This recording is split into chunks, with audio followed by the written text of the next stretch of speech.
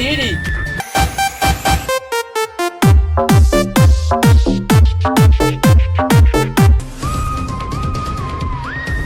কই কই কই? এই যে স্যার, এই যে। দয়া, অভিজিৎ, দেখো তো লাস্টার চেক করে কিছু পাও কিনা। Okay sir.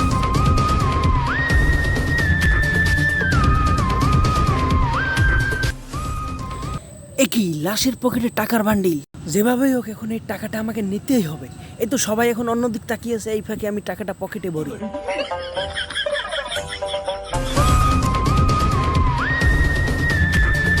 স্যার একটা কাট পাওয়া গেছে। এসিপি স্যার দেখেন তো কার্ডটা কি লেখা আছে। অভিজিৎ, এ তো শিল্পপতি মোতালেবের ছেলে, একে তো আমি চিনি। দেখো দেখো অভিজিৎ, আর কিছু পাও কিনা। একটা মোবাইল পাওয়া গেছে। মোবাইল পাওয়া গেছে? আচ্ছা অভিজিৎ, ওর বাবাকে ফোন দাও তো তুমি। ওকে স্যার, দিচ্ছি।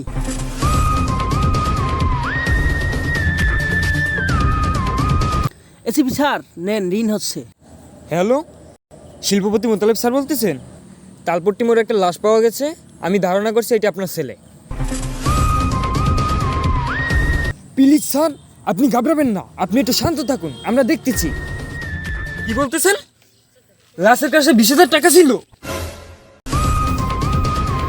অভিজিৎ দেখো তো, লাশের কাছে 20,000 টাকা ছিল। তাড়াতাড়ি দেখো অভিজিৎ। কই স্যার, লাশের দ্বারে তো কোনো টাকা পয়সাই নাই। কোনো গাবলা আছে, কোনো গাবলা আছে, তাই ভালো করে চেক করো, ভালো করে চেক করো। কই কিছুই তো নাই স্যার। টাকাগুলো গেল কোথায়? আপনারা কি কোনো টাকা পয়সা না পেয়েছেন? স্যার, আমরা কোনো স্যার টাকা পয়সা সমস্যা নিইনি। নেই, তাহলে তো আমরা আপনাকে কল দিতাম না স্যার। টাকা পয়সা গেল কই তাইলে? অভিজিৎ, তুমি তো লাশের পকেট চেক করেছো, তুমি যদি টাকাটা নিয়ে থাকো তাইলে এখনই দিয়ে দাও। স্যার মুই সিআইডির স্বনামধন্য একজন অফিসার, আর আম্মে কিনে মরেই সন্দেহ করে। এই তো সেই দিন একটা দুর্দর্শ অপরাধীকে ধরতে যাইয়া বিসিতে গুলি খাইয়ে একাই দিয়ে বিসি চেপে ধরে সেই অপরাধীদের ধরিয়ে আনলাম, আর আপনি কিনে আমাকেই সন্দেহ করেন। থাকবো না আমি আর এই সিআইডিতে। ভালো থাকেন আপনারা। বাইগান। ঠিক আছে অভিজিৎ, তুমি চলে যাও। আগামী 24 ঘন্টার মধ্যে দয়ার সাথে সারিকার বিয়ে দেবো, এবং আমি নিজে দাঁড়িয়ে থেকে। স্যার আপনাদের সাথে অত ইয়ার কি করছি আমি সিআইডির চাকরি ছেড়ে কি করবো? আষ্টভীর পরীক্ষা দিয়ে মেট্রিক পাস করছি, ভাগ্যিস সিআইডির চাকরিটা পাইলাম, নাইলে তো ভিক্ষে করে খাওয়া লাগবে স্যার। এসব কথা রাখো অভিজিৎ, এখন কাজে মন দাও। বাই দ্য ওয়ে, তোমরা কেউ স্বীকার করলে না টাকা কিনেছো। আমি এখন বাড়ি চালান দিব। দাঁড়াও, এক্ষুনি আমি কবিরাজ বাড়ি 7তলা কবিরাজকে ফোন দিব, তারপরই বের হয়ে যাবে টাকা কিনেছে। না না, কোনোভাবেই ধরা পড়া যাবে না। সবাই এখন এসিপি স্যারের দিকে তাকিয়ে আছে, এই ফাঁকে আমি টাকাটা পকেটে ভরে দিই।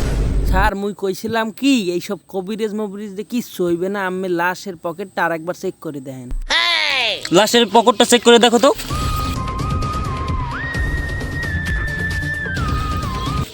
স্যার পাওয়া গেছে স্যার। স্যার দেখছেন টাহাত কোন লাশের পকেটই গেল, আর আমি এতক্ষণ মরেই অযথা সন্দেহ করছে। স্যার আমার ভয় করতেছে, লাশের লাগে মনে হয় ভূত আছে স্যার। একটু দয়া স্যার, টাকাটা খুঁজলে পাইলে না, একটু আইলে কেমন স্যার? ফেডডিক্স, তুমি অযথা ভয় পেও না, লাশের সাথে কোনো ভূত নেই। এখানে অন্য রহস্য লুকিয়ে আছে ফেডডিক্স। কি রে, এসিপি স্যার এই কথা কইলে গা?